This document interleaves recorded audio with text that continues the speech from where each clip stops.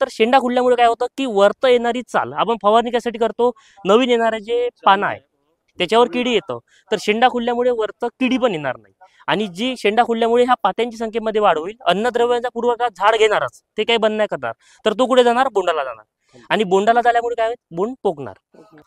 नमस्कार मंडळी, आज आपल्याकडे आपले व्हिडिओ बघणारे शेतकरी अकोला येथे भेट झाली आहे। दादा तुमचं नाव? प्रभाकर अंदर, गाव तुमचं? बुट्टीबोरून दादा आले, तुम्ही पण दादा? तुषार संजयराव सरोदे, बुट्टीबोरी। तर बुट्टीबोरी आपल्या भेटीसाठी किंवा आम्हाला आता मुलाखत इथं चालू होती, तर दादा आले, तर नेमकं या दोन कपाशी मधलं यांना फरक सांगायचा आहे की इकडे काय झालेलं आहे की 45व्या दिवशी गळफांदी कापून 100 सेंटीमीटरवर शेंडा खुडलेला आहे आणि इकडे काय केलं की गळफांदी न कापता शेंडा न खुडता 45 आणि 65व्या दिवशी येते चमत्कार किंवा लिओसिनची फवारणी केलेली आहे। आता नेमकं या दोन मध्ये नेमका काय फरक झालेला आहे हेच तुम्हाला मी आता सांगतो। आपले शेतकरी पण बघतात, हे सुद्धा तुमच्यासारखे साधारण शेतकरी व्हिडिओ बघणारेच आहे आणि ते इथे येऊन त्यांना लाईव्ह माहिती आपण इथे देत आहे।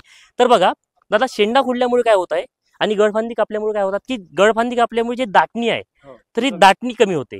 म्हणजे आपण जर दादाला तंत्रज्ञानाला लागवड करतो म्हटलं, दादाला तंत्रज्ञान काय सांगतं की जवळ लागवड करून एकरी झाडांची संख्या वाढवा, झाडांची संख्या म्हणजे बोंड कमी लागेल पण झाडं त्याच्यामध्ये कव्हर करून घेतं आणि त्याच्यानंतर शेंडा खुडल्यामुळे काय होतं की वरत येणारी चाल आपण फवारणी कशासाठी करतो, नवीन येणारे जे पानं आहे त्याच्यावर किडी येतं, तर शेंडा खुडल्यामुळे वरत किडी पण येणार नाही आणि जी शेंडा खुडल्यामुळे ह्या पात्यांची संख्येमध्ये वाढ होईल, अन्नद्रव्यांचा पुरवठा झाड घेणारच, ते काही बंद नाही करणार, तर तो कुठे जाणार, बोंडाला जाणार आणि बोंडाला झाल्यामुळे काय होईल, बोंड पोकणार। आता हे झालं याचे शेंडा आणि गळफांदीचं।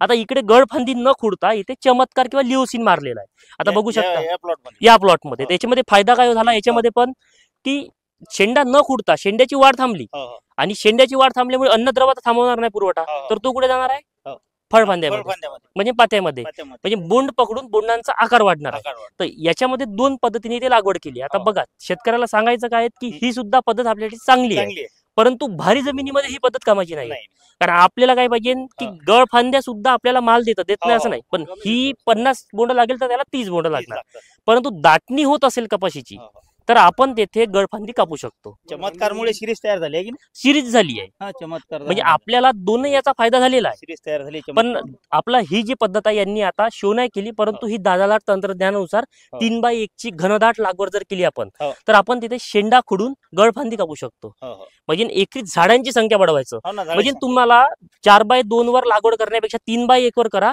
एका झाडाला 100 बोंड लावायची तर 25च लावा, 4x2 वर तर तुम्ही 100 बोंड लावू शकता किंवा 120 लागल, परंतु आपण जर 3x1 वर लावली तर एका तुम्हाला तेवढ्याच अंतरामध्ये 4 झाडं बसतं, एका झाडाला 25 जरी बोंड पकडले तर आपला इथे फायदा होतो, घनदाट मध्ये फायदा होतो 3x1 वर, पण त्याच्यामध्ये भारी जमीन चालत नाही। आमची जमीन भारी आहे ना? नाही, भारी जमीन चालत नाही, आपली जमीन भारी आहे ना? याच्यामध्ये कसं भारी जमीन जर असेल तर आपल्या घरी फक्त कपाशीचा पालाच भरावा लागेल, कारण जेव्हा कपाशी पिकअप मध्ये येते आपली भारी जमिनीतली तर तेव्हा बोंड ते दाटून जाणार, जमीन हलकी पाहिजे, त्यामुळे आपल्याला अंतर वाढवावं लागेल। आता इथे दोन पद्धतीने लागवड केलेली आहे, पाणी धरणारी जमीन असलीच चालते, चालते सक्सेस आहे वाली तुमच्या घरात चालते। आता बघा आपल्या इथं विद्यापीठाने आपल्याला दोनही प्रकारे दाखवलं, हे बघा हे पण झाड चांगलं आहे आणि हे चांगलं आहे, ठीक आहे, आता आपल्याला दाखवायचं आहे म्हणून थोडंसं नटून फटून दाखवलेलं आहे, परंतु मी ही पद्धत आपल्या शेतामध्ये वापरली होती मागच्या वर्षी, पण माझं शेत थोडं भारी असल्यामुळे काय झालं की थोडं मला कुठेतरी नाही वाटली ही पद्धत। आता हलकी जमीन जर असेल, चुनखडी जमीन असेल तर आपण दादाला तंत्रज्ञान वापरू शकतो। आता इथे तंत्रज्ञान वापरलं पण याचं अंतर जास्त घेतलेलं आहे, तर हे शेतकऱ्याला आपल्याला या व्हिडिओ सांगायचं आहे। हे सुद्धा शेतकरी आपले व्हिडिओ बघतात, त्यांना ही माहिती द्यायची होती, पण तुम्ही सुद्धा आले तर आपण शेतकऱ्यांना मार्गदर्शन करतो। आता बघा ही आता तुम्ही इथे किती फक्त 20 जण आले, परंतु ऍट ए टाइम 2 लाख शेतकऱ्यांना दाखवायचं आहे आपल्याला, तर त्याच्यामुळे हा व्हिडिओ शूट करू आपण त्यांना माहिती देत आहे, तुम्हाला लाईव्ह मध्ये देत आहे पण त्यांना व्हिडिओतून देत आहे, फक्त एवढाच फरक आहे। राहुल शिंदे कृषी करतो सर, नक्की नक्की आम्ही करतो तुमच्या। तर बघू शकता आता सगळे शेतकरी आपले इथे व्हिडिओ बघणारे इथे मिळालेले आहे, पहिले आपल्याला 2 मिळाले परंतु आता 20 ते 30 शेतकरी आपल्याला इथे मिळालेले आहे। राहुल शिंदे, तर आपण कपाशीची माहिती देतो आणि महत्वाचं म्हणजे काका आपण कंपनीचा प्रचार म्हणून नाही सांगत, सांगण्यात तात्पर्य आपण पण शेतकऱ्यांचाच मुलगा आहे, आपण पहिले माहिती घेतो। मागच्या वर्षी मी जी ही दादाला तंत्रज्ञान मी तुम्हाला सांगत आहे ही माझ्या शेतामध्ये वापरली आहे, त्याची व्हिडिओ सुद्धा मी टाकलेले आहे। तर त्याच्यामध्ये तुम्ही ही पद्धत वापरू शकता. परंतु व्हेरायटी निवडत असताना अर्ली व्हेरायटी निवडायची.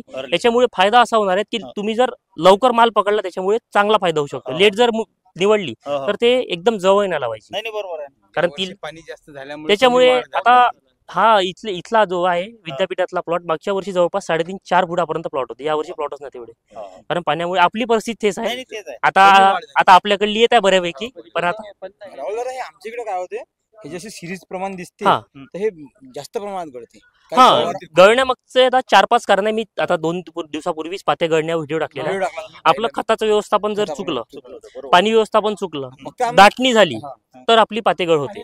पाणी आता बघा, आता काय झालं, जवळपास 1 महिना झाला गॅप पडली, जमीन उल्या गेली आहे. आणि आता जर पाणी आला तर तुम्ही कोणतंही जगातली कोणत्याही कंपनीचं औषध मारा, तुम्ही काहीच पातीगळ 100% होणार. याच्यामध्ये एकच तुम्हाला उपाय होता की ज्या शेतकऱ्यांकडे पाणी आहे, काल मी शेतीमध्ये पाणी दिलेलं आहे, कारण काय झालं की एकदा आड पाणी देऊन द्यायचं, मधातला जो पोर्शन आहे तो कोरडा राहील, पण झाड झटका बसणार नाही, पाणी आला तरी पातीगळ होणार नाही.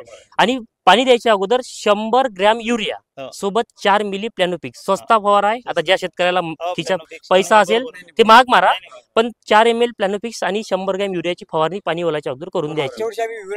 एकदम कडक पडली.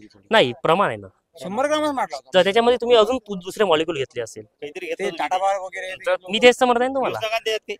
तर हा सस्ता मॉलिक्युलचा फवारा 4 ml लिओसिन प्लॅनोपिक्स आणि 100 ग्रॅम युरिया घ्या. जास्त वापरा नाही लागत बरं. त्याच्यामुळे side effect आहे. थोडं प्लॅन बीस वापरलं तर टाटा बार वापरलं. आणि महत्वाचं का शेतकऱ्याला फुकटची जेव्हा माहिती देतो ना आपण, तेव्हा नाही राहते. आपण लाईव्ह त्याचा डेमो घेतो, यानंतर शेतकऱ्याला माहिती देतो. जास्त आम्ही दांड पाणी देतो जास्त. हो, चालेल. पण आता पाणी येण्याची वेळ आहे ना, तर पातीगळ होणार. थोडं 1 दांड आड पाणी द्या, त्याच्यामुळे तुम्हाला चांगला फायदा दिसून येईल. व्हेरायटी कोणती म्हणजे आता व्हेरायटीचं नाव नाही सांगू शकत मी जास्त, कारण कसं राहते मग कसं राहते, शेतकरी अजून तिकडून बोलतात की नाही सर वा तुम्ही हे आहे. नक्की 1 फोटो घेऊन घ्या ना, या 1 फोटो घेऊन.